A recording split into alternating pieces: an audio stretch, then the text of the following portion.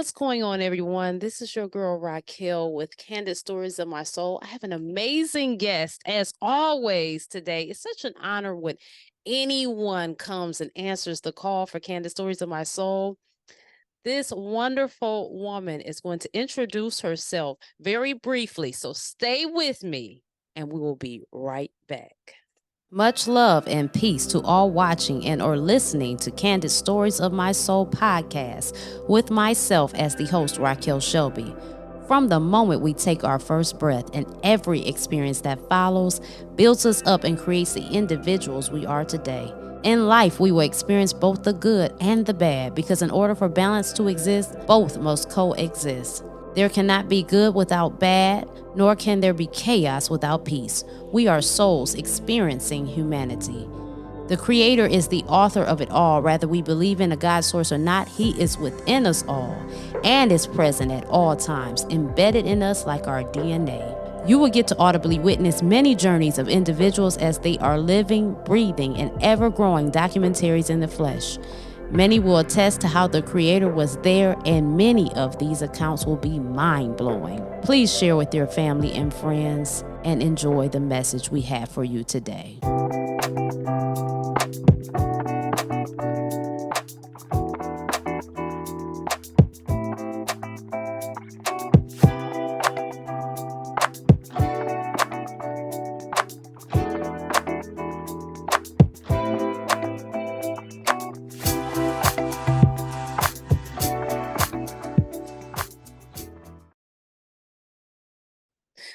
Hi, Miss Blythers. How are you doing today?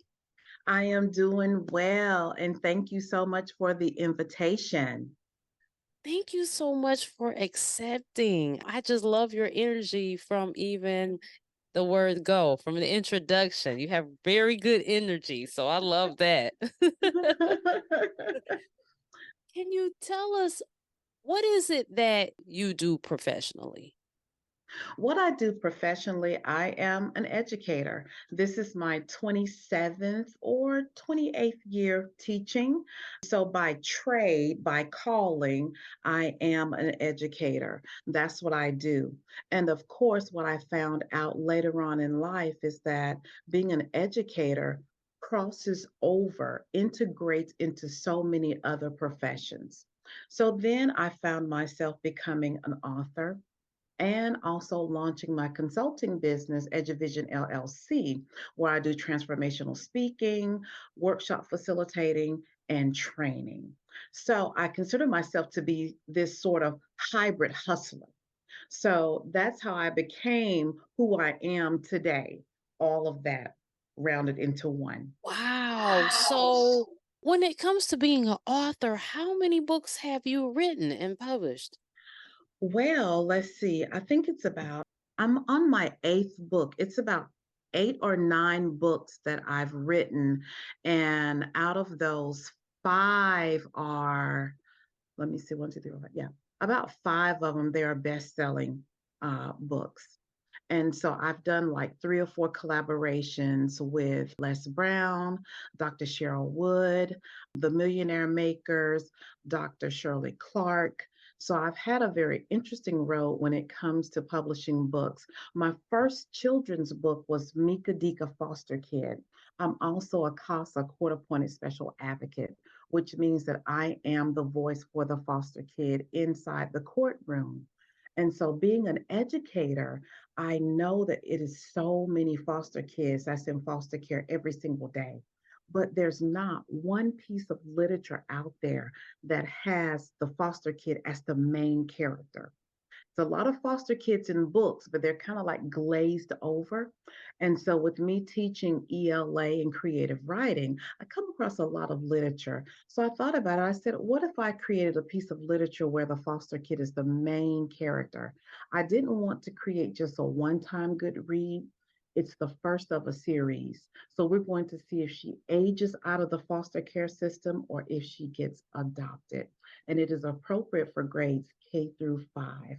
And then once that book came out, I had adults telling me, what about us? Even the teenagers, the young adults. What about us? And so that's when I started tapping into other genres. That's when I started doing other collaborations with other authors. And it has been such a very interesting journey with me being a writer. I was clueless, had no idea that I was going to be this author. Wow. So your work kind of just inspired you to, it kind of like took its own nature and you went with the flow to become an author and everything. And it, like you said, you did this one book and then others begin to ask about this. That's kind of amazing. Mhm. It Wow. was that amazing journey because it was back like in 2009 or 2010 when the so-called recession really started. And it was during the summertime. And it just so happened that I was cleaning out this spare bedroom that I was about to turn into my office. And I was watching the Dr. Phil show, and one of his platforms is called a court appointed special advocate. So I was just watching the show and I found it very interesting. And so that's how and why I was inspired because I was like, foster kid, a book for foster children. Then I started thinking a little bit deeper. And so it's realistic fiction. And so, of course, with my first name being Tamika, my nickname with my family is Mika, Mika Dika Foster Kid. And I was adopted. I wasn't in foster care, but I was adopted. And so it's like cutting and clipping parts of my life with a little fictional story sprinkled onto it and everything to make it very interesting. And so she has this little sidekick that's a teddy bear by the name of Patches. And it just so happened that I went in and created a children's book for the younger children, where it has all of his emotions that he goes through while she's in school. So that's for the younger babies, Patches, batches of emotions. So it's just kind of like all of these little things going into the pot to constantly create the evolving hybrid. That's what I consider myself to be an ever evolving hybrid. Wow. It is so much that you have said to impact here. Mhm, mhm. So as I listen to you talk, I believe what I'm understanding is you have a very, you will be what we would call spiritually inclined. You will be Yeah. somewhat awakened because Yes. you're definitely following your intuition and you're tapping into your imagination, so to speak, even with these kids and these concepts, and Mhm. that is amazing. So you mentioned that you were adopted. Are you okay with talking about that? Is that Oh, okay? yes, definitely. Mhm. Okay, okay, okay. So at what age did you find out that you were adopted? Oh wow, this is so interesting. It wasn't the traditional or typical adoption that we see and know of nowadays. And so I'm 52. Hey, I'm half a century plus two. And it was one of those things where it wasn't talked about. So when I came up, when my mother and my father met, I was 3 years old. And so I grew up thinking that my father was my biological father. I Okay. didn't learn until probably in high school that he was not my biological father. And it was said in the midst of a conversation with my brother and sister. They're twins. And so we don't have the same father either. And so we're talking about three different men involved. Okay. And so that's how I found out. And it wasn't like that, like it was jaw dropping. It was just kind of like, what? Well, he's not my father. Oh, okay. And I just kind of brushed it on over to the side, not knowing that the issue would revisit me in my 40s. And so speed it up to my 40s. My mother and I, we were having a conversation, and it came out where she was saying, well, that's where your father is from. And so the comment that I made to her was, well, I'm glad to know that I was not laid by a buzzard and hatched by the sun. I'm glad that I know this now. And I was like, what's his name? And so she just gave me this look. She looked at me. And immediately I took out my phone and I went to look up the name and the location, and I found a picture of him, spitting image of this face right here. And I found his obituary.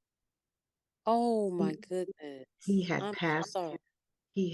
thank you. He had passed away. I think by the time I found that picture of him, he had been deceased for maybe like, I know it was less than 3 years. So sometimes we find out things later on in life, but I was glad that I found that out because that was the missing puzzle piece in my life. Because we all want to have not a perfect picture, we want to have a clear picture of who we are and where we come from. Our genetic makeup, who do we get our eyes from? Who do we get the chin and the nose and the one dimple from and everything? And so for me, that was such a defining moment just to know his name and to see his picture. I wasn't sad. If anything, I was satisfied. I was glad. I was like, okay, I've got this puzzle piece. Okay. Now I'm clear. I'm good. And so that's how it was with the adoption, so to speak. And so on my birth certificate was my adopted father's name, which is Travis Blythers, which I grew up in the house of Blythers. And I know that God strategically placed me there. And when I say that I had an awesome childhood, wonderful and everything, the shielding and protecting. And it is just so ironic how he didn't have any children of his own, but he Mm. adopted, but he took on my brother, my sister, and myself. And then later on in life, I found out that when he was in the military, he was drawn to foster children. And I found some newspaper clippings of him feeding some orphans, some foster kids over in Korea and Taiwan when he was serving in the military. So it's almost as if it was my divine destination to write a book about children, about foster kids. And so with me being adopted, just looking at the whole picture, I'm like, everything makes sense now. Everything makes sense. So that is my adoption story. Mhm. Oh my goodness. Wow, that is amazing actually. Amazing. Um I was going to ask you about the whole thing, like how did you receive it? But you answered that question when it came to finding that out. That is interesting that you were able to like find some closure Hmm. to that, Yes. because some people might have wanted to dive into that too, because it's like it was a small window that you kind of like you had just missed his Yes. existence on this plane anyway. Yes. Hmm. So let me ask you this. As far as your spiritual beliefs or religious beliefs, what do you identify with or practice? I identify as being a believer in Jesus Christ, the blood, Holy Spirit, and God. And so that has helped to define all areas of my life. Now, traditionally grew up as a Baptist simply because mama and daddy had us in church. And then as I got out of their house, I was exposed to so many different religions and belief systems, and then cutting and clipping and helping to shape and form my own. So for me, it's like no longer Baptist, but just non denominational and being a blood bought believer. Hmm. Okay. Father, Okay. Son, Holy Spirit, the Trinity. Okay. Okay. Thank you. Thank you for Hmm. letting me know that. Okay, that's awesome. So you still like go to church on Sunday and stuff like that? Yes, I'm not the kind that says, okay, if I don't go to church, I beat myself up. But I do believe in placing myself in fertile, strategic, spiritual places.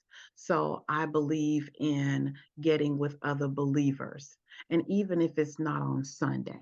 So I'm not the kind where it's like, oh, I can't miss church on Sunday because what I do believe in, I believe in balance because God gives me that wisdom to say, hey, you have to have some balance. Perfect example was this weekend, my niece had her bridal shower. And so it's been such a hectic weekend. And so I already knew that for today, I was going to get some rest. There is wisdom in getting rest. And guess what? The world didn't come to an end. And I'm not going to go to the hot burning place because I didn't go to church. I didn't lose my religion, so to speak, because I didn't go to church. And I do believe that God and Jesus and the Holy Spirit, they're still embracing me for who I am, simply because I decided to take a rest, take a break today. Oh, yes. Mhm. Taking a rest and self-care is very important. It is. It is. Very important because, I mean, Mhm. if you're not resting your body and you're falling apart, you're not good to anyone. Exactly. So Exactly. that's And it's all about taking care of our bodies, our minds, our spirits, and our souls. We have to take care of ourselves. yes, yes. Hmm. So you are an educator. Yes. Now, as far as the education, can you specifically define what you do in that scope of practice? And so I'm a teacher. I am a teacher. And what the teacher does, the teacher takes all of the learning and make it fit very neatly in the ears of the student. And so I've been a teacher for 27, 28 years. I lost count. Oh gosh, I have taught pre-K, first, third, fourth, fifth, sixth, seventh, eighth grade, and also currently teaching on the college level. And I've taught at two of the most rewarding yet challenging schools in the current city that I'm living in. And so I know that I've been graced and gifted to teach in at risk environments. Some would say the rough schools, that territory, that's exactly where I'm called to, the at risk territories, to make a difference. It's all about impact and influence. Most definitely. So, if you don't mind disclosing what area or if you even if you want to be generic with the state, where are you from? Oh, I reside in Columbus, Georgia. Columbus, Georgia. Hmm. It's beautiful. What is the weather like down there? Um, Currently, right now, it's like 57 degrees. And earlier today, it was like up in the 70s. The weather is so finicky, so crazy right along now. This week, it'll be sunny. See, the lows will be like in the 40s. The highs is going to be, I think the high is going to be like 82 on Tuesday. Okay, that's Yes. beautiful. Yes. So we've been having some beautiful weather. So it's kind of like that Indian summer season. Okay. That mm-hmm, Do you mm-hmm. guys have winter down there? Oh yes, we have winter. For us, when it gets like in the teens, that's our winter when it's the teens.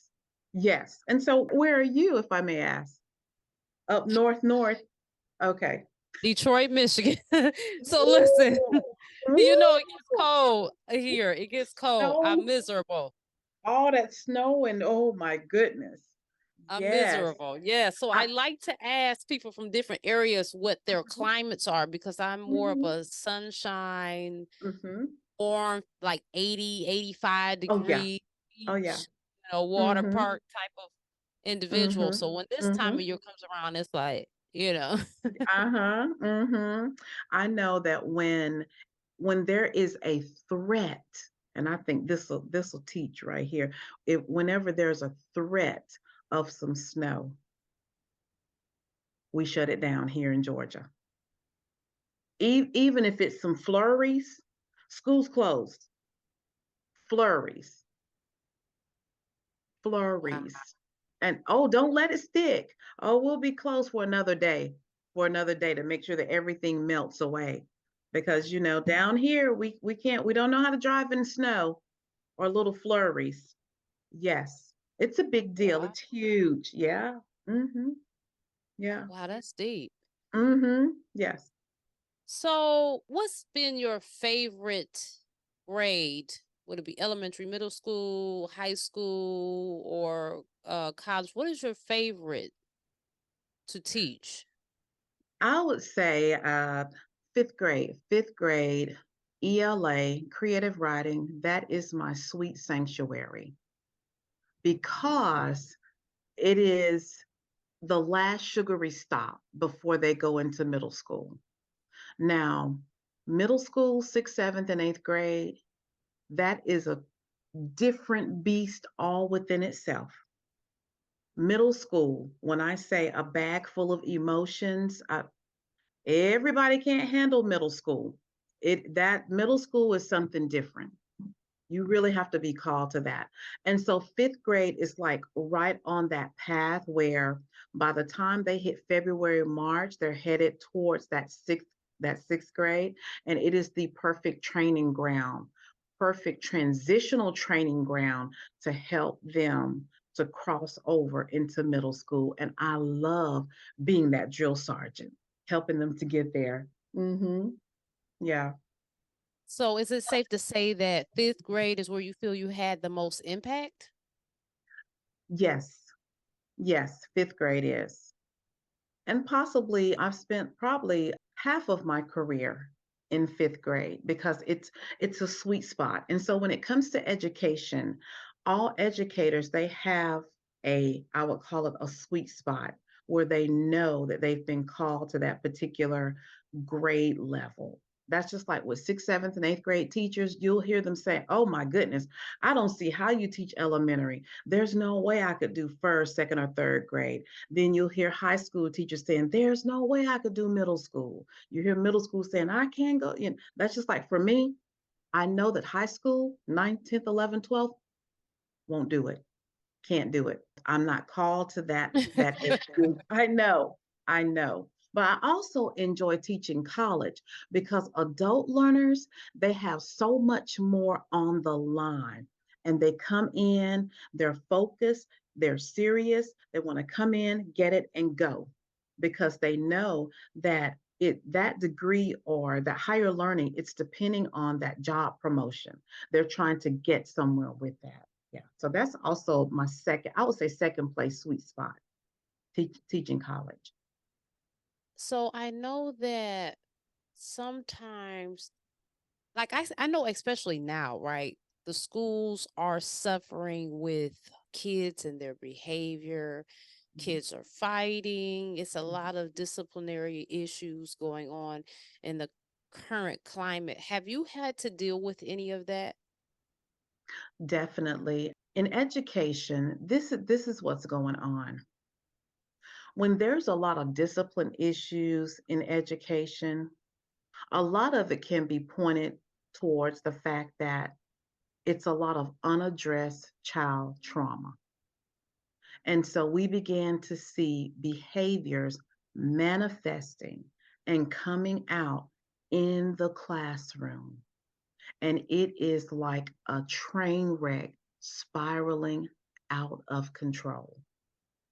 So let's just say, for example, if a first grader goes through some major life trauma, whether it be abuse, emotional, psychological, sexual abuse, whatever it may be, death of a parent, anything, if that trauma is not addressed, that child is going to have some issues later on in the school year and definitely years to come. So that's the reason why teachers are trained to pick up on specific behaviors.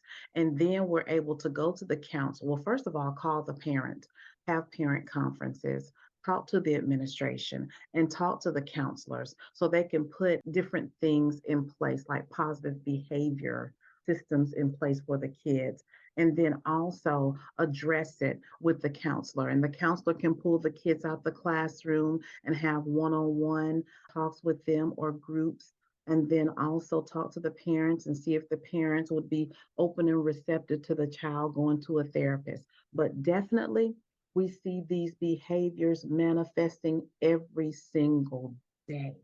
So can you imagine a first grader who doesn't get the help and now they're in fifth grade? So now we're talking about at-risk students, and the range can go from mild to severe. So think, we're in 2023, we've got kids raising themselves. And then also we have different parenting styles. And then, it's so many different factors that's outside of our hands in the field of education. But yet we are expected to teach the whole child. One thing I will say about education, I truly believe that it's a calling. And so for those who say, well, I think I'll just go ahead and be a teacher, okay, you'll walk in the classroom, but if you're not ready and prepared, I guarantee you'll limp out. They'll walk in, but after those kids get through with them, they'll limp out. And that's the reason why you see a lot of individuals going into education, but then within less than 3 years, they're coming out. Because there's certain things that they're not being trained in college to do. Because when I was coming up, when I was coming through, we had some hardcore classes, classroom management. I graduated from Miles College, HBCU in Birmingham, Bessemer, up in that area. And so I started out at University of Alabama. And one thing that I do know, Miles College was known for producing strong African American teachers with good, strong, solid classroom management. And how did they do that? They would make it a point to just literally toss you. It was like tossing you to the wolves into a classroom because Birmingham, larger city, inner city schools, real tough, at risk kids and everything. And they would actually toss you in there and you would have to actually practice those classroom management skills.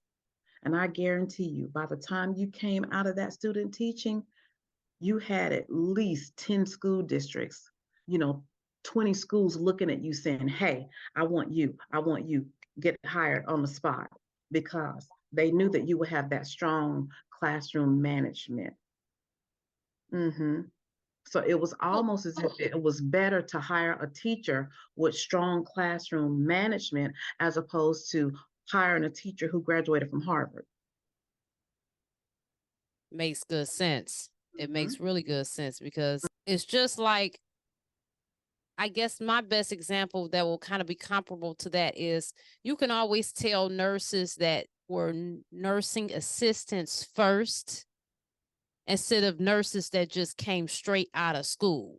So Okay. they came out of school and they worked that floor as a nursing assistant. You have a different viewpoint Mm-hmm. Mm-hmm. being a nursing assistant versus a nurse. Mm-hmm. And I only say that because I worked in the hospital for almost Mm-hmm. 12 years. Mm-hmm. So that I seen that firsthand. Mm-hmm. So I want to get into the classroom management. And this is important to me actually because my degree is in mass communications, public relations. Okay. However, I decided to sign up to do substitute teaching for the school district of the city that I live in, which is also the same school district that I graduated from. Okay. Now, I haven't taken on assignment yet. I'm going to have to though, because the way that the service that I go through that at work, you have to take up an assignment once every 150 days. Now, what's strange about this is they're already kind of on me, and it's like it hasn't been 150 days, so I don't know how they calculate these 150 days, but I know they said it activated in August. But at any rate, what do you recommend that a person come into the classroom with? What presence, and how does the classroom management work per se? And I know you cannot, it's not something that you could just learn overnight, but and I'm not saying it's a crash course, right? Like you just, I'm gonna Mhm. tell you this and it's gonna fix all your problems. But if you could sum it up in the best way that you can, Okay. how would that go? Okay. I'll start off by saying that the school district that I'm in, or actually throughout my career, I've been certified to be a support coach, like a TSS, teacher support specialist. And so what I tell them is this: it's easier to go in hard and soften up as opposed to going in soft and trying to harden up. So the moment that you step into the classroom, make sure that you have a strong tone. Mean what you say what you mean, and stick to it. Have a reward system. I think a lot of people make mistakes by going in and being too friendly. They want to go in and be friendly. Okay, we're going to have fun and everything. And then the moment that everything gets out of hand, that's when they want to try to harden up. What you want to do is go in hard, go in very strong, tough, and then soften up. Because here's the concept is the moment you step into the classroom, no matter what the age group is, even when it comes to college, the moment that you step in, it's like you're stepping into the jungle, and all the animals, they're trying to sniff out your fear level and also your confidence level. And they can tell by your tone and your body language how confident you are, and if you mean what you say and say what you mean. Mm, that's really good advice, actually. As simple as it sounds, it really is good advice. It Seriously. works every time. It works every time. Wow. So when the kids, let's say there begins to be some kind of disagreement and it's Hmm. leading toward a tussle, Hmm. how then should the teacher intervene in such a situation? Well, first of all, it depends on the age group of the kids, Okay. because if the younger kids, it'll be easier to handle. And let me double back and say, first things first, we always, teachers, keep our hands to ourselves. If a fight breaks out, do not try to pull them apart. First of all, you want to establish the rules according to the school district's handbook policy and code of conduct. It specifically states on page 24 this, and this. Now, if something breaks out in the classroom, you let the kids know, hey, I'm going to give you a warning. Please stop. Now it depends on if it is a verbal argument. Sometimes children need to have conflict in order to understand how to resolve that conflict. Now, if it doesn't involve any profanity, let them go ahead and hash it out and say, okay, guys, time out. We're going to be involved in effective communication, one at a time. And so what you do is you tell the class as a whole, well, it just depends on where it happened, in the cafeteria or in the class. Let's just say if it's in the classroom, you tell the whole class, okay, class, we're going to continue on this assignment. Go ahead and continue to read page 34. Mary and Joe, please step out in the hallway with me, because you want to respect their privacy, and you let them know, okay, what is this about? He's going to talk, you listen. Now it's his turn, now it's her turn, and then you talk it out. Because basically, both parties, they want to be heard and they want to walk away with the issue resolved. And so, with that, you may have to end up moving them, keeping them away from each other. It just all depends on if this was the first argument, or it could be to where they like each other, or one party likes the other and they don't know what to say and they've been irritating each other. So, it's so many factors. But definitely, you always want to use it as a learning opportunity to create a community of family, a sense of family, and a sense of respect. Because the ultimate goal is to have children to be critical thinkers, and you want them to be able to resolve things, conflict resolution. Because before we know it, they're going to be sitting next to you in businesses and organizations and in government. And we want them to have those critical thinking skills. Yes, critical thinking is a big deal. It really is. And so is conflict resolution. It is huge. We can't have people going around acting like bam bam and losing Because their we see minds. I know, because we see that now with social media, people on their jobs, and then we look at how they're behaving sometimes in our own government. Hmm. Yes, definitely. I'm one believer when it comes to government. It's really become like a big show. Like, when they say the world is a stage, that's really, I mean, that's really how life looks to me anyway. It's like, wah, Mm-hmm. wah, wah. And I really don't take it personal. Just kind of observe and keep it Mm-hmm. moving. Mm-hmm. You know what I'm Mm-hmm. saying? Uh-huh.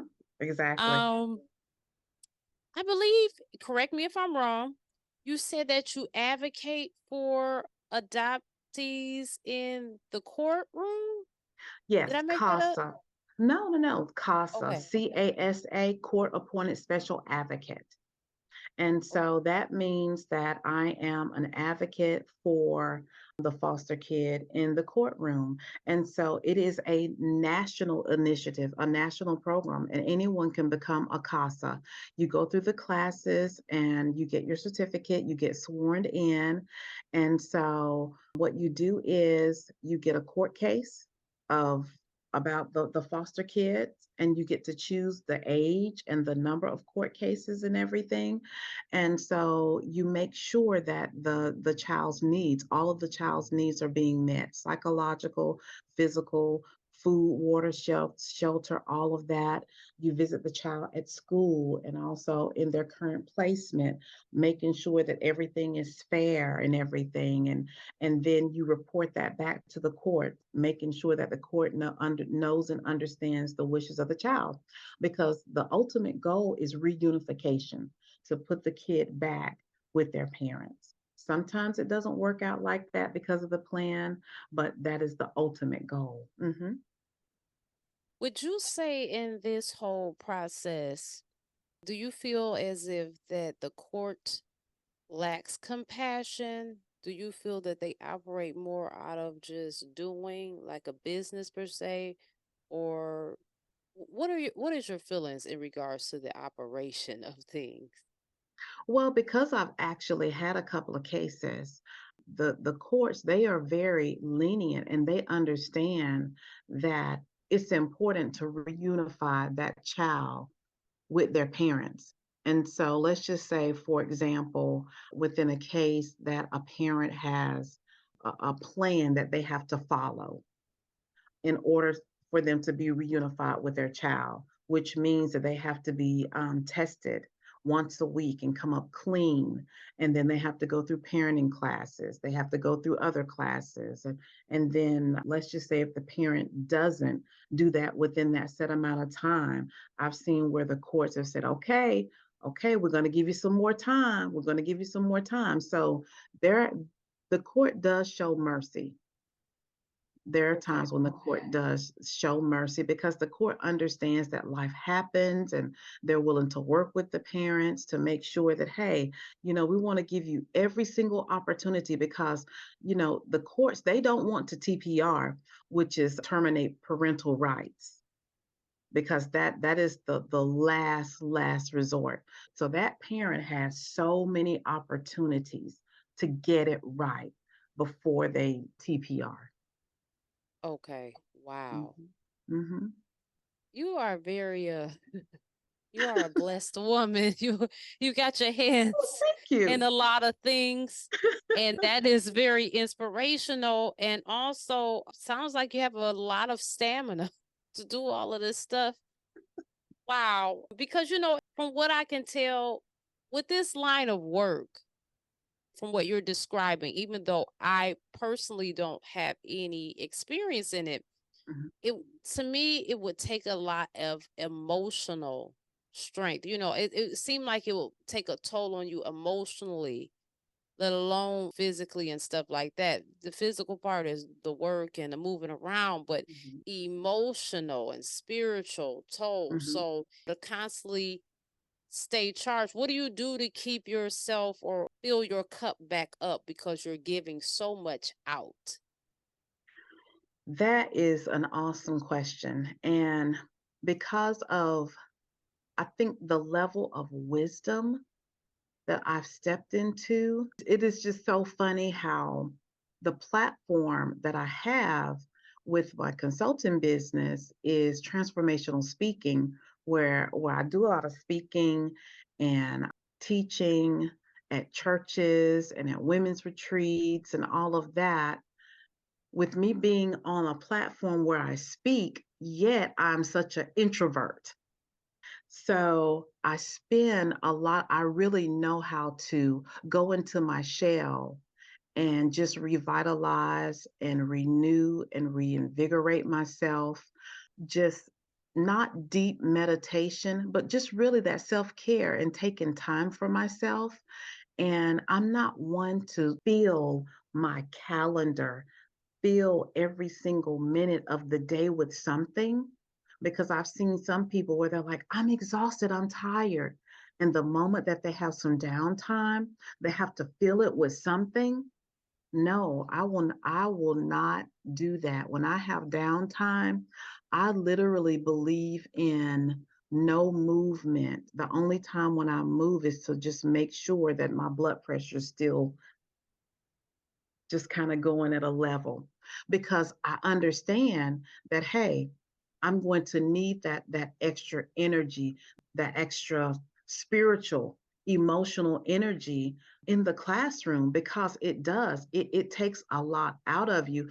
And most importantly, I've learned how to pick, choose, and refuse what I'm going to give my attention to. That's the bottom line of the bottom line. Oh my God, that's a Mhm. t-shirt. Pick, choose, and Choose and refuse. refuse. That's Yes. a mean that can Mhm. be so much. That could be another plaque on your wall, a quote. That is Mhm. excellent. Pick, Mhm. choose, Mhm. and refuse. My What goodness. that's right. Pick, choose, and refuse what you're going to give your attention to. And so the thing of it is, that's just like when I get phone calls or texts, or if someone brings me something, colleagues will come to me. That's not my battle. That's not mine. I can't give my attention to that. Nope. I have to stay focused. So that right there, that is my saving grace. That is my saving grace right there. Hmm. So how do you respond to that? Do you just not respond to it, or you just do you let them know like that's not my battle, or like how do you Yeah. And you know what? I have been gifted in grace with the gift of no. That's just like, Miss Blythers, are you able to do this? This is no, I will not be able to. At this given moment, no, I do not have the capacity. Oh my God. No, my calendar is full. No, I will not be able to. And I can say it with a smile and feel okay and not feel guilty. Because what's going to happen is, before you know it, you have all of these things coming out of your arm where people have hooked you up to their personal IVs and they're sucking you dry. Because for some people, enough is never enough. So I have to draw the line to say enough, because I know my capacity. I know my capacity. Mm-hmm. So that is really amazing to me, and just the power of saying no and being able to do so, because I am one, even though I'm very direct and Mm-hmm. have no problem expressing myself, I do understand that saying no for me is difficult. And the reason why is, and this is deep, this is a whole nother Okay. subject. But Okay. the reason is because I realized growing up, boundaries, when you have certain parents that Mm-hmm. don't respect boundaries because they Mm-hmm. feel you are the child and they put you constantly in their situations, their stressors on you. Let's say, Mm-hmm. for instance, let me be direct with my parents. They were rivaling. I think I began to notice probably when I was 8 years old, because my dad came to me about divorcing my mom. Mm-hmm. That was very devastating to me at the time. Then it kind of got quiet a little bit, but when my mom then had my autistic brother, which Mm-hmm. is, so I have two brothers. I'm the Okay. oldest, and we're all Okay. 5 years apart. Okay. I really think that kind of took her over mentally. She kind of Mm-hmm. cracked, Mm-hmm. and things just really got very toxic in the home. And Mm-hmm. I was in the middle. Mm-hmm. I was put in the business. I was you're putting me in it. You want me to take sides. If I'm trying to not deal with it, it's you must, because this is your family. You should care. It was so what I'm saying, it was a lot of manipulation and Yes. guilt and Yes. all of that for me to care and respond about things that I had no business to even worry about.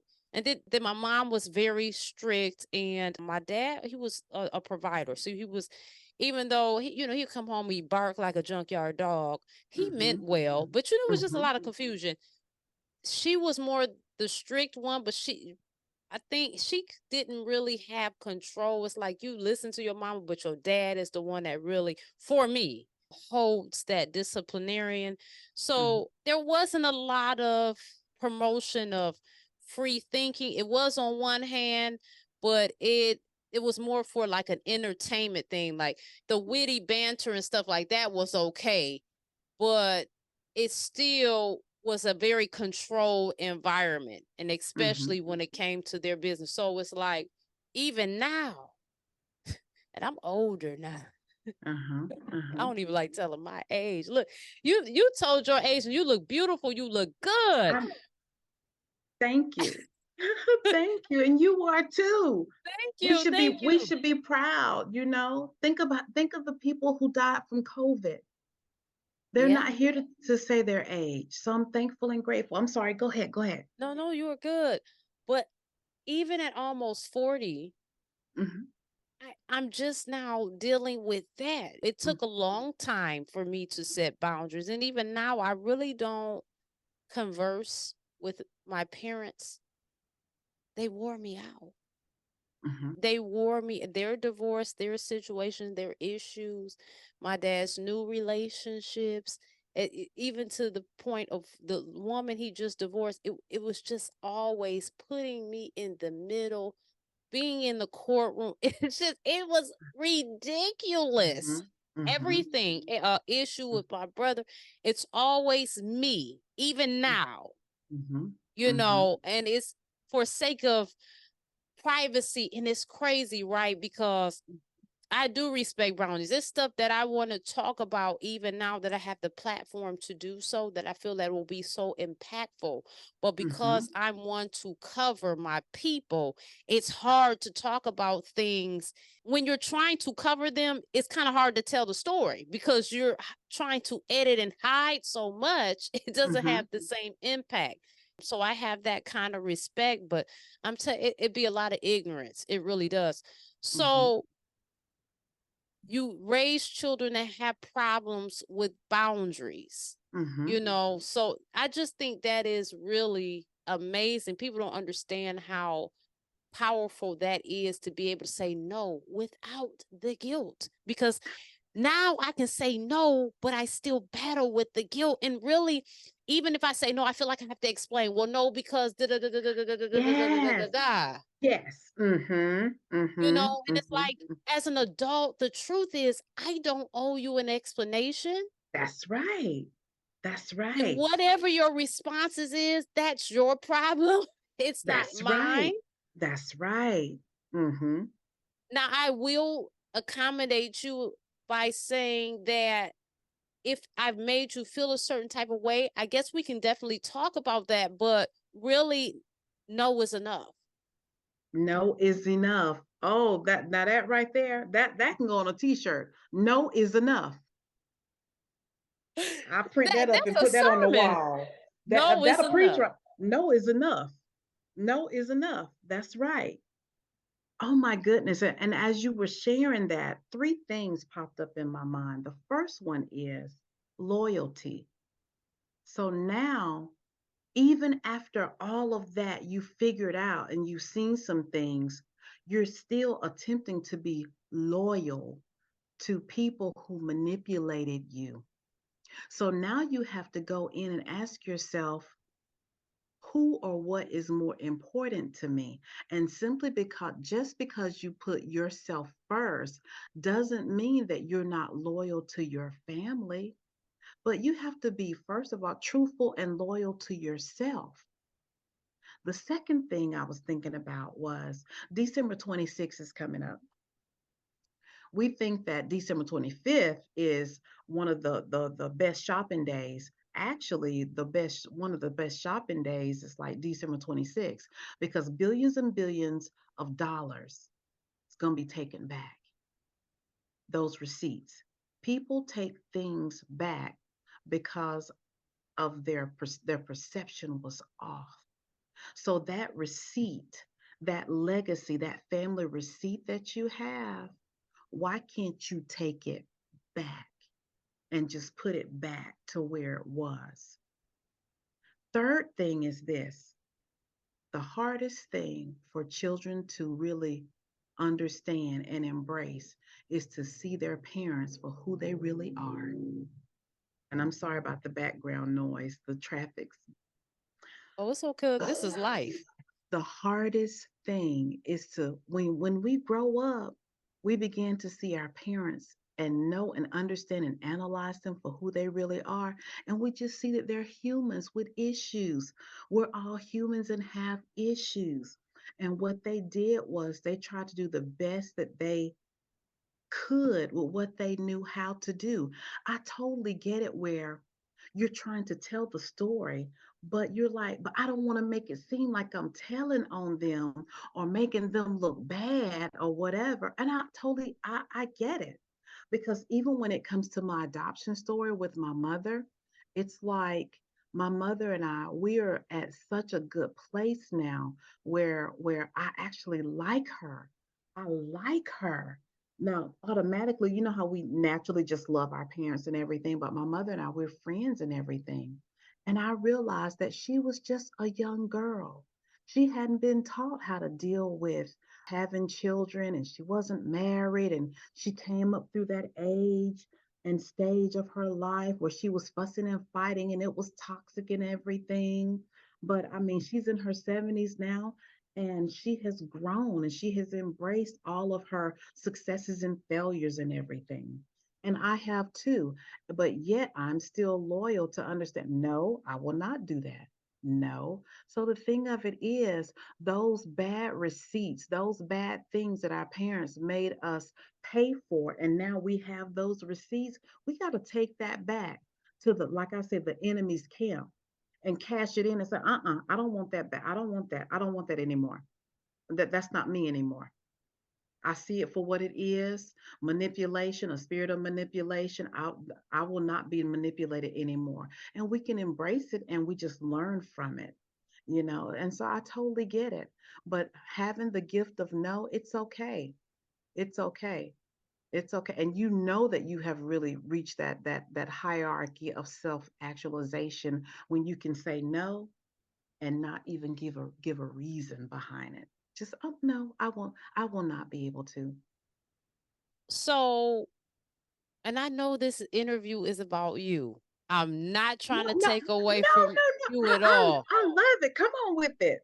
I do want to say that I do believe everybody that I interview is for a reason. Everybody Mhm. that is allowed to come in my path is a reason. And Yes, yes. different people bring about different conversation. Mhm, And mhm. I try to make sure that the interview stays on the person that I'm interviewing. But Mhm. sometimes, every once in a while, depending on who I'm talking to, it takes a different turn, right? It opens up to Yes, more conversation. yes, yes. And so, with that, I want to say this: it's a lot of levels to the parent child relationship dynamic in regards to everybody. But when it comes to me, Mhm. there is a lot of levels to this foolishness. Uh-huh, Okay. uh-huh, uh-huh. One thing I'm sure of and certain of, yes, you're absolutely right. People do the best, your parents do the best that they know how to do. Mhm, And even with mental disorders or personality flaws or whatever, they're still doing the best that they know how to do, even mhm, when the impact mhm. has some form of trauma or devastation Yeah, to the person that they're doing yeah. it to. Yes. My parents are both manipulative. Mhm, My dad is very needy emotionally. My mhm, mom is needy with just needing stuff. mhm, She's mhm, always needing something. mhm. And to give you proof, recently she called me because sometimes I don't answer the phone because Mhm. I have noticed, and even my husband has noticed, the conversations totally drain me and change my energy. Mhm. I got my own, what we would call demons, and I'm not talking about the red horn. I'm just Yes, saying yes, my yes, yes. own demons or Mhm. issues or battles in life. Mhm. So trying to mitigate that, and then here you come with your mess. Mhm. It'd be a Mhm. lot. Mhm. So to prove, because I don't ever want to anybody to think I'm a liar. Mhm. When I answered the phone, she said, hey, Racquel, I'm not calling because I need anything. I'm calling because of da da da da da. Now, why would a person have to say, I'm not calling because I need anything? Mhm. Mhm. You see what Mhm. I'm saying? And I I'm on see. the phone Mhm. like, so there is some sort of awareness here, right? Yes. Yes. You're exactly right. But the manipulation on both ends is always about, well, I did this and I did that. Hey, you brought me here. Yes. You know what? I don't care what. There's a lot of theories and beliefs behind how we got here and why we got here, right? Mhm. Mhm. Mhm. But one thing's for sure, two things for certain. Had you and him not, Yes. I wouldn't Exactly. be here. You know what I'm Exactly. saying? Exactly. So stop trying to make me feel like Mhm. that I owe you for being a parent. You're a Thank parent. you. I got That's to live right. my life, That's right. Mhm. you know.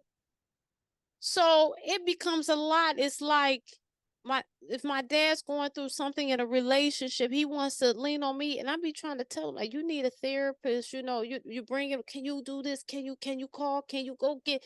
You're in a toxic dynamic, and you want me to be in the middle of it, or every issue Mhm. you got. You don't, my mom, you don't want to take accountability for your life. You want me to Mhm. do this and you want me to do that. Mhm. And this is what I'm saying about saying no. It's hard, right? Because as a parent, so let me take it Mhm. back here. As a parent, I do understand that I don't have an issue with them. Honestly, Mhm. I don't have an issue because I understand that I became a parent at 19. Mhm. Mhm. Mhm. When I tell you, so part of my battles is I never got a chance to live my life. One, I Ah, never chose me in any situation. I yes. have always been one to react and live in Mhm. survival mode. Mhm. Mhm. And I'm Yes. actually saying this out loud. So growing up, I had to grow up being a Mhm. parent, Yes. right? Yes. From the moment I turned 18, I had a small window because Mhm. I was the kid that I could go outside and I had to physically come home every hour. Mhm. So I couldn't get into too much because I had to constantly come home. My mom was very paranoid. She had a lot of anxiety. Am I judging for it? No. I get it. I do get Mhm. it. I think she was overkill at the time, considering our neighborhood and the proximity where we were around. And then I Uh-huh. was aware. In other words, if Mr. Creepy, if I got that gut feeling, if I felt Uh-huh. you creepy, I knew Uh-huh. what to do. I stayed away. And I Mhm. was the one that was going to tell. Uh-huh. Didn't nobody mess with me because I would tell you could have told me I'm going to put a bullet in your parents' head, and I said, do it. I'm still telling. I Mhm. was that type of kid. So I never had that problem because, you know, Uh-huh. one thing about predators, they know who to prey on. And That's I right. just wasn't the That's one. I right. wasn't the one. That's And right. I am Mhm. not victim blaming or shaming. I'm Yes. just Yes. saying, I'm just telling my point of view and my Exactly. story. Exactly. God bless those that have been victimized, and my heart and love goes out to you. Mhm. Mhm. So I understand being a parent myself. I realize that we all have our own issues to battle, and Mhm. trying to navigate those things. Sometimes the baggage falls off, the debris falls onto your kids. It does. You know what I'm saying? Yes. You are so right. And first things first, it's all about capacity. Mm. We as children, once we grow up, we have to have the courage. First of all, we have to find the words and then find the courage to let our parents know that, hey, I don't have the capacity to carry you over the threshold where you need to be carried to. Now, I can help you out, but I don't have, I'm not a trained therapist. I'm not a licensed counselor. You need some help. And there are some families who believe in counseling and therapists and therapy, and then there's some that do not. They feel like, hey, I'll just kind of live through it. And what they'll do is they'll try to use other people, untrained people. And what they'll do is they'll go in and dump their laundry, their dirty trash into our lives, including family members. We can be having the best day. Hey, how you doing? Hello. Then all of a sudden, by the time we get off the phone, there is a spirit of heaviness. And I know in Mm. the word of God it says, lay aside every weight that so easily besets you. So two spirits that I identified was the spirit of heaviness and the spirit of manipulation. And so once you identify those spirits, then you start speaking to those spirits. Hey, I see you, and what you're not going to do is you will not have entryway into my life. You will not, because that's what happens when people don't know how to handle their own issues. And then sometimes we kind of create those monsters ourselves. So later on in life, we have to defang them and declaw them by saying, Mm-hmm. hey, I can't help you out anymore. This is as far as I can carry you. Now I know that there's maybe a pastor you can talk to, a therapist, counselor, or whomever, but mentally and emotionally, I can't carry you anymore. And that's the same thing as saying no, goes back to that no. And so it's really hard for adult children to start seeing their parents for who they really are. Humans with issues just like us. This thing called life, peaks and valleys. Man, but the good thing is that we are wise enough to identify it and then know that, hey, I don't want this in my life. That was good enough for them. They lived in that dysfunctionality. But as far as me and my house, we will not. We will not. Mm-mm, we will not. So dealing with the religious spirit too, the, Mm-hmm. having a parent that's just so heavily bound, they're no earthly good. Um, Ah. and also I think that there be so much going on. Also, I think it almost became a psychosis, and this is with my mother. So Mm. both my parents were raised. They come from Pentecostal apostolic Oh. background. Oh. Yeah, Oh my. Kojic. yeah. So they met each other in the Pentecostal church. Kojic. Oh Oh yeah, wow. Ooh, yeah. ooh. Okay. Okay. They met one another in the church. I think my mom began to use religion as a crutch. Mm. So it's religious manipulation. I even had to tell her recently, I said she would send these Bible verses to my phone. Mm-hmm. And they were always around. So my mom is always trying to save her children from going to hell. Mm. And I had to tell her, stop sending me these Bible verses. Mm-hmm. Stop doing that. Mm-hmm. I said, and it's not because now I do want to be transparent with you and tell you, even though I was born that way, I'm not religious. I Mm. do believe in God. People tend to believe that if you're not religious, you're a devil worshiper. I don't know the Exactly. extremes with that. Yeah. I don't Yeah. get it. I don't But know why that's we're not so that. Yeah. dramatic, but no, Mm-hmm. Mm-hmm. that's not what's going on here. Mm-hmm. And so people always feel like they got to save you. And the ones that's always doing that be the ones that really need to check themselves. That's what's Okay. really crazy about it. That's it. Mm-hmm. Mm-hmm. But I had to tell her, Ma, stop sending me that stuff. I'm all Mm-hmm. right. I'm going to All be right. fine. I don't bombard you with my beliefs and what I think and my theories. And stop doing that. That's You know, right. she recently got in a car. Well, it wasn't recent, honey. At this point, it was 2019. She got in a bad car accident that she Mhm. survived from. Uh-huh. And it was funny the day she called me, my spirit began to like scream at me as the reason why. Of Mhm. course, I didn't articulate. And when I say why, not like why the person hit her, but kind of like we go through things, I believe, to expand us, to Mhm. learn things. Mhm. Sometimes we have to sit down or whatever, just for an Mhm. example. Uh-huh. And so I can't specifically remember what was being wrong in my spirit because something I don't know if everybody has this, but depending on the situation, it's a strong voice that kind of rings like you can't ignore it, right? Mhm. And so after that, she lives about 25 minutes from me. Okay. And wherever she lives is always heavy construction and heavy traffic. And I Mhm. gotta get her. And I hate to say this, I think my mom is truly, I am not a psychologist or a psychiatrist, Mhm. but there Mhm. are certain things that are what is it that are consistent when it Mhm. comes to people Mhm. and this. And I'm just I could give you a key. It's a key visual indicator, but I don't want to throw it out there. It's just visual. You can look at a person and their appearance, Uh-huh. certain things away, you'd be like, something's going on.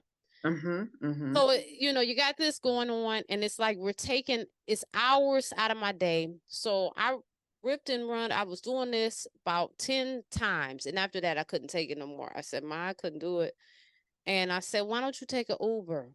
Well, I can just, you just want me to pay for something. I said, but you don't have an issue with me running miles up on my car and running out Exactly. my gas. And I, Mhm. in Mhm. another instance, I said, you know, I was trying to, I don't remember how I was conveying this message, but what I was trying to say is like, if you need all this help, Ma, maybe we need to get you in like an assisted living because you need Okay. a lot of help.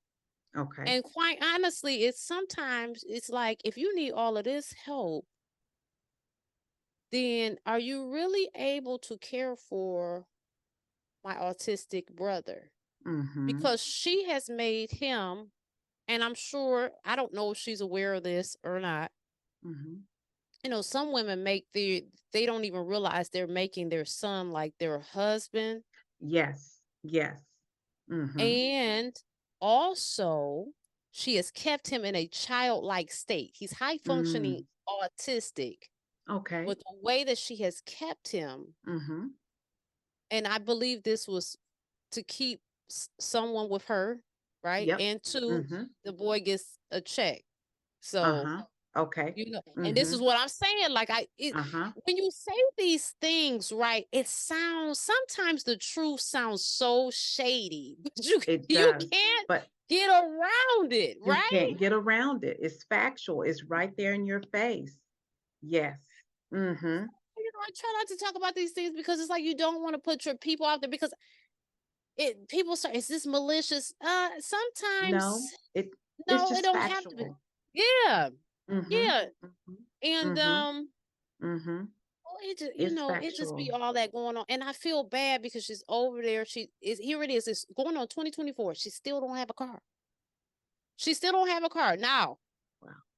on top of that, let me clear this up and we're gonna get back to you because I didn't get No, all no, deep. no, no, no. I I'm didn't get no, no, no, no. But you know what?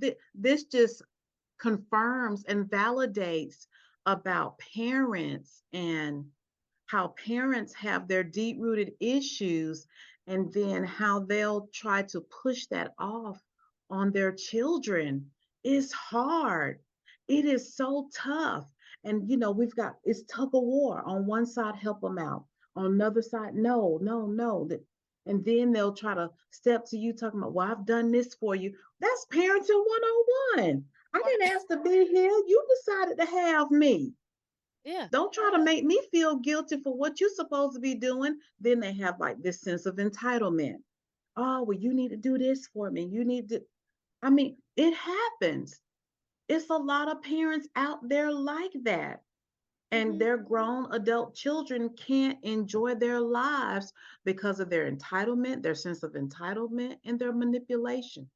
And Mm-hmm. it's crazy. And you they have one of them, like I said, my mom has this mentality. It's just like the guy that was out stranded and praying for God to come save him, and then the guy comes by on the boat and he's Yep. like, no, I'm waiting on God to save it. It's the Mm-hmm. same principle. So let Mm-hmm. me give you an example. So because of the foolery that her and my dad had going on, he still, now my dad was very, he was financially, like, had it together.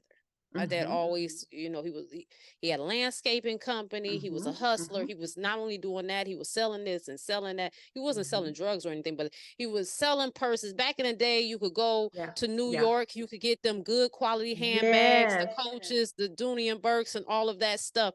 They were good quality, but they weren't necessarily, I don't think they you couldn't tell them for the fake ones. But I think after 9/11, Mm-hmm. all that stuff shut down. So Yeah. he was selling Mm-hmm. that. He was selling jewelry. My dad was making that money. Mm-hmm. So when they got a divorce, there's some bitterness and bickering going on. Mm-hmm. So he would pay her the bare minimum. He would pay on time, but he would pay her the Mm-hmm. bare minimum. So there Mm-hmm. was a balance, right? That Mm-hmm. that was left. I think maybe like 30 grand or whatever. Mm-hmm. And so this was in 2000. He asked the judge or the mediator, could he just get her a car Mm-hmm. and settle that debt? And they were like, yes, if she agrees to it. So they have a conversation. He says, I'm gonna give you two options.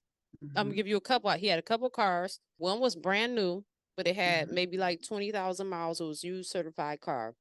Okay. Another one was like a year old, another used certified car. They were all nice options. And the third option was, if you don't pick either of the first two, I'm gonna reduce the payment by $100 and you'll never see the payment. You'll never get what you got coming. We will Wow. check up out of here first, right? Mm-hmm. So because of their dynamic, she refused that option. She Mm-hmm. refused the car option. I get why you feel that way, but Mm-hmm. you need a car.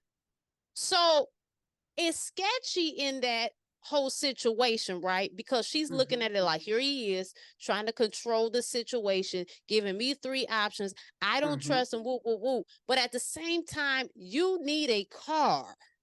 You need a So you car. refuse that option, but you feel like we should run you around. Mm-hmm. Your brother has access to a car service that can help you, but you have these. My mom's paranoid. She won't tell nobody nothing. And if you say anything to her, she'll shut you out. Mm-hmm. So it's just it be so much going on. So it's like It I is. have to lean on that sometime, like, no, you shouldn't feel guilty that you're not running over there, because it's like some people you can never do enough for. They want you to enable them. They Yep. want you to That's just carry them through life. I cannot do that. I got my own mm-hmm. stuff going on. We have our own stuff. Exactly. And so sometimes it's such a level of rudeness and disrespect where it's like, and it's a form of selfishness where nothing else matters. It's all about them, them, them, them, them. And sometimes it seems as if the older they get, the more selfish that some parents can get, where it's all about them. Everything is all about them, all about them. Mhm. Hmm. And then if they don't get their way, they play the victim. Yes. Victim. They don't They, never call just to generally know how you're doing. It's mm-hmm, always they want something. mm-hmm, And mm-hmm. that's a lot. And so people, when you go through that, my advice to anybody, and we gonna get back to you. I'm so sorry. Oh You're my God. okay. This is getting crazy. But my advice to anyone coming out of a household that's got a lot going on, please, please take some time to really discover you Mm-hmm. Yes, before you get in a relationship yes, and everything, because you will take those skewed up, twisted up things into your relationship, yes, you and it will will. be okay at first, but as you get older, into that relationship, you will realize, Yeah. you know what I'm saying? So take some time. I know my husband and I both come from trauma and drama. You know what I'm saying? So we Mm-hmm. be over here rocking and Yeah. Yeah. pulling. It's Yes. crazy. But in all journeys though, we look at everything. I feel like my journey is part of my purpose to share it with other people. Yes. It's the navigating how to do that. Just like you were saying that you believe where you were placed was Mm-hmm. divinely guided or put into place, rather, not guided, but, Yeah. you know, Yeah. But yeah, divinely guided. orchestrated. Yes. Mm-hmm. Yes. Mm-hmm. And even with the platform, whether I'm in the classroom or if I'm on the platform in the church teaching the word or women's retreat or just wherever I am, I have to make sure that I leave the environment better than it was when I entered in. That's just like whenever I talk to anyone, I never want it to be where when I leave that person's presence, I don't want them to say, whew, I'm glad that's over. I want them to feel empowered, invigorated, and educated. That is my true goal, and that it's the first initial step to that transformation. I like to create thinkers. I like to have conversations that make people think. To say, well, you know what? Well, I think, yeah. And I know that that's my true purpose right there, is to spark that in a person's mind, in their heart, and in their spirit. Hmm. Oh, it definitely is. I mean, that manifested over into this interview, right? Yeah, it did, didn't it though? Oh my goodness, it did. It did. And then it is so awesome to see how this is our first time meeting, but we share so many commonalities when it comes to our parents and everything. And it just further solidifies that we are all human living out this thing called life. We are. And Yeah. sometimes we are too hard on ourselves, and we have to give ourselves grace and forgive ourselves for sure. Yes, we sure do. I was going to ask you a deep. Oh, how has social media Mhm. helped you in your business? Oh, wow. Social media is like a whole different entity all within itself. Social media has helped me to reach out to people that I would have never ever met before. And then also people reaching out to me, just like with this interview. Social media gives you the opportunity to post up all the things that you're doing, become a part of all the different groups. It's like bringing everyone together and you're sitting in the privacy of your own home. So it's like social media works if you know how to work it in the positive light that it does what it's supposed to do. It really does. And then I'm able to see a lot of different conferences and talks, webinars. I mean, it is phenomenal. And it's a time where I can truly say that it's one of those things that has been created to help mankind. And it really does, because it keeps us in touch minute by minute with everything and with everybody. But with any tool like that, we have to use it with wisdom. And of course, anything that I have, I try to use it with wisdom. So it has really helped my business where I've had people to reach out to me and say, hey, can you come here? Can you do this? Can you do that? And yeah, it has helped me to actually pivot.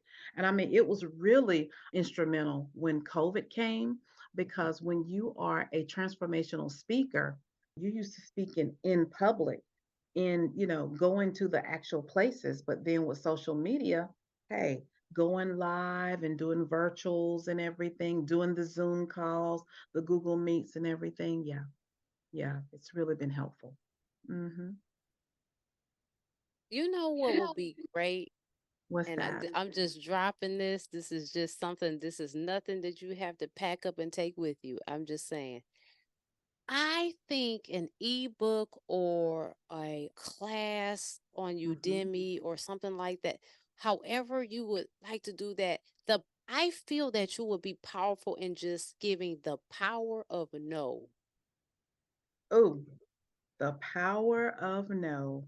I'm writing Yes. it down. The power of no. Yes. And for you to say ebook class, one of the books that I wrote, which is it's not a collab, it's mine, and it's called Vow: 9 Points of Impact: Transformational Guide to Greater.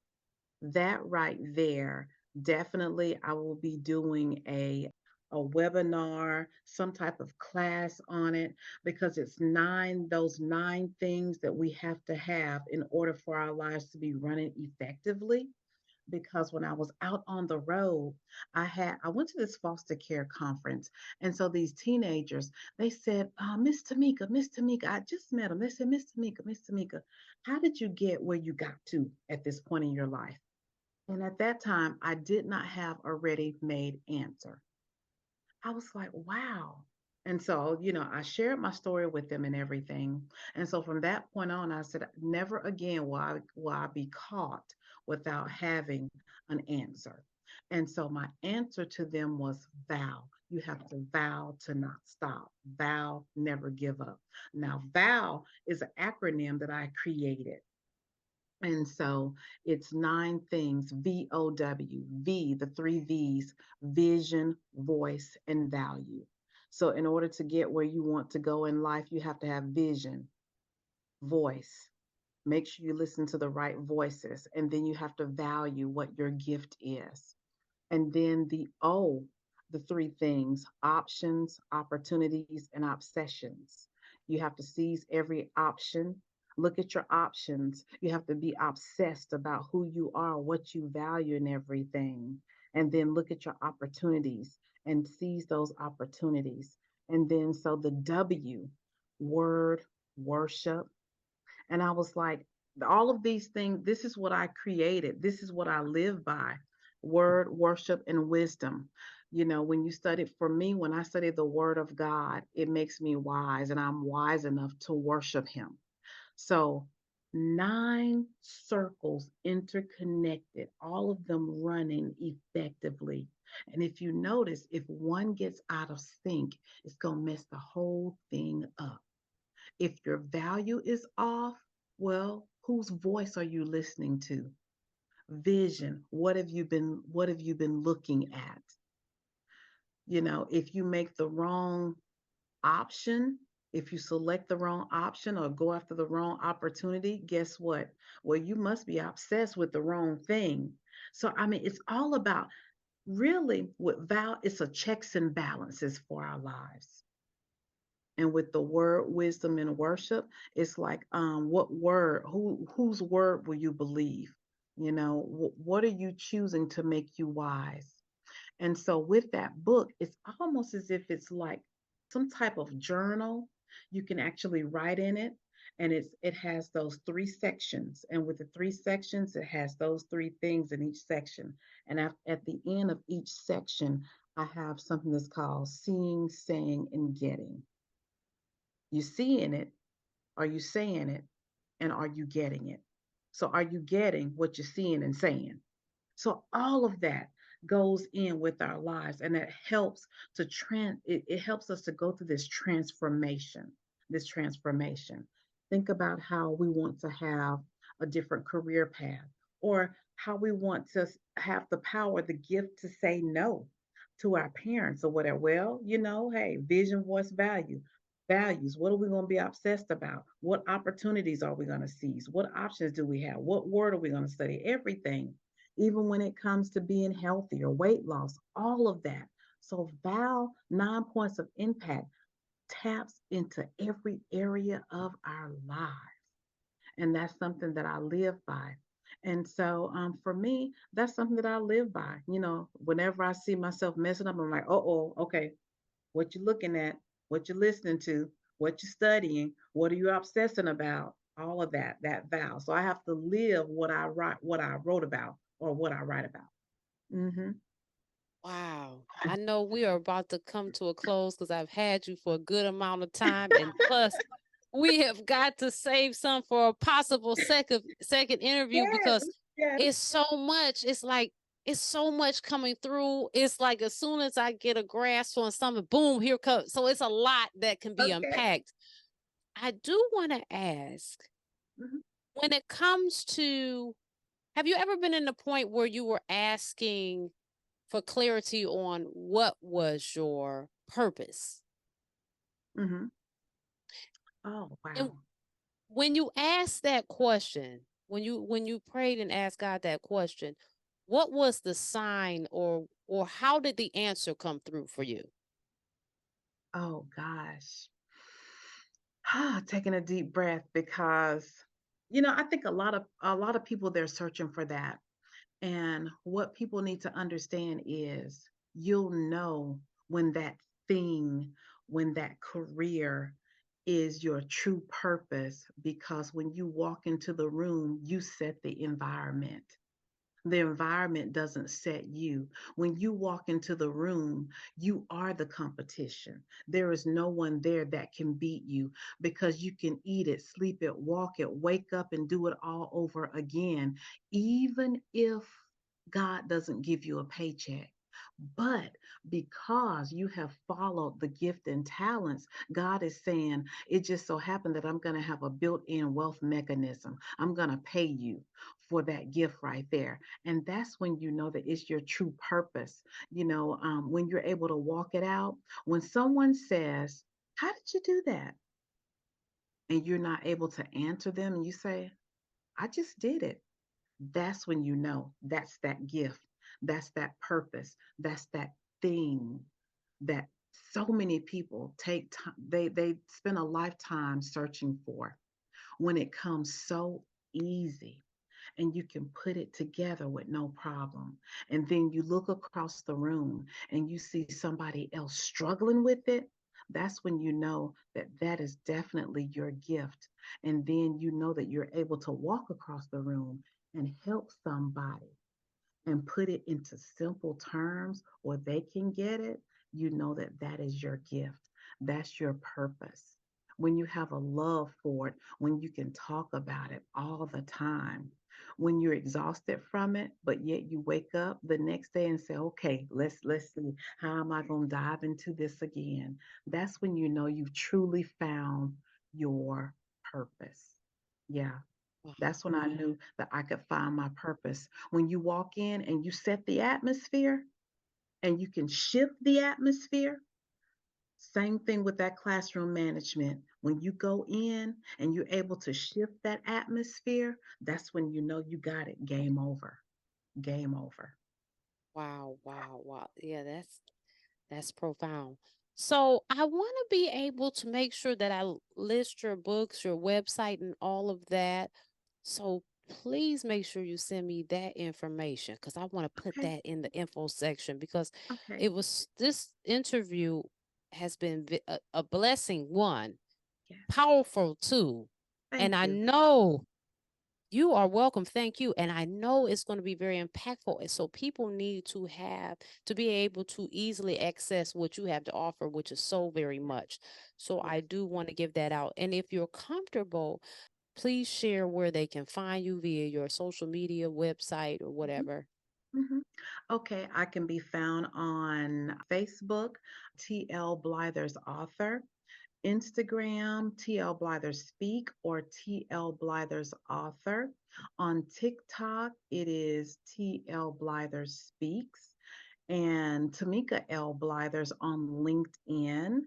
My website is upperroomwriter.com or iamtlblythers.com. Yes. That's beautiful. Audience, I want to let you know if there are any questions you feel that I missed and you would like me to ask, please feel free to express them in the Mhm. comments, Mhm. or you can email me if you don't want to type them out publicly. I would love to get those because I love to be able to clarify the answers. Sometimes we watch things and, Mhm. we're not perfect. We'd be like, man, I wanted this, kind of Mhm. expounded on. I wanted to know about that. So Mhm. please feel free to express that. And thank you guys so much for watching. Make sure you share with your loved ones, especially those that are thinking about going into the teacher field and or considering adoption or anything like that. Make sure that you share this with them. And just in general, you can share this with anybody because it was just general, positive, impactful, and powerful information in this interview.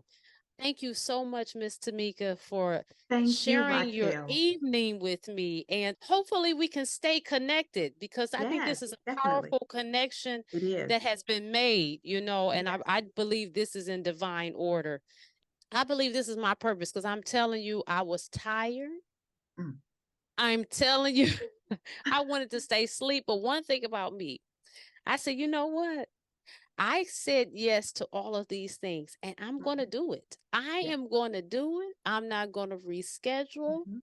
Mm. because you said yes to it and I didn't want it to happen to where we reschedule and it never get done. Let me Yes. do this. And before I Mhm. came on here, I was a little drowsy. I said, God, I need your help. Please direct this interview. And I Yes. believe that happened. And I You and when I yes. say those things, Mhm. I Mhm. believe it to happen and it That's does right. every It time. does. Every Every time. time. Every time. Every time. So there was no loss for words and no loss of time. And No loss of time. and I appreciate that because time is Yes. very valuable and something we Yes. can never get back. Yes. Yes. So I thank you again. And we're going to have to schedule a second interview. I'm really going to have Yes, to we think will. about some things to Mhm. ask or whatnot. Mhm. Probably they will come as I edit and really comb through this one. But I Okay. enjoyed this. This really I did enjoyed something it to me. also. Oh gosh, I love when God comes in and just takes over and say, you know what? Let's take it to the north. Now let's take it up here. Let's take it over there. I love it. I love it. Yes. And I'm thank you glad you so did. much, Raquel, for the invitation. I Thank you. appreciate you. I really do. Because you could have said no. You could have said no without any explanation. Okay. No. But Okay. okay. Okay. Mhm. Mhm. So thank you so much. And I look forward to speaking with you soon. Same here. I look forward to it. All right. And you have a good, peaceful, and prosperous night and week. You too. Thank you so much. Thank you. Okay. Thank you. Bye bye. Goodbye. Bye-bye. Hey, you, let's keep in touch. Head on over to RockyRoadTV.com/network. And when you arrive to the page, scroll on down to the prompt to lead you to subscribe to my newsletter. Enter your email, first name, last name, hit subscribe. This first button leads you to Rocky Road TV, and the second one leads you to Porch Talk. Sign up to be a guest on Candace Stories of My Soul or the Black Love group chat with this form. Here's how to get to Rocky Road TV YouTube channel through the browser, and how to get to Porch Talk YouTube channel from the browser. Yes, these are both my YouTube channels. Please subscribe to both of them. Until next time, toodles!